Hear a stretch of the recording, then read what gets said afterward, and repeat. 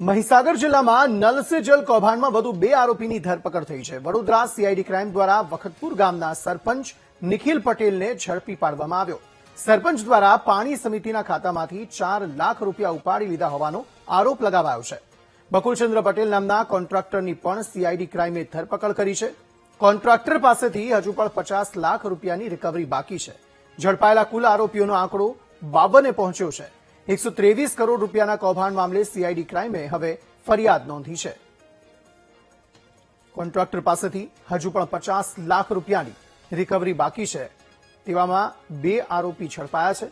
ઝડપાયેલા કુલ આરોપીઓનો આંકડો હવે કુલ ટોટલ 52 પહોંચ્યો છે.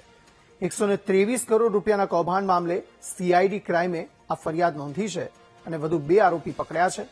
મહીસાગર જિલ્લામાં નલ સે જલ કૌભાંડમાં વધુ 2 આરોપીની ધરપકડ કરાઈ.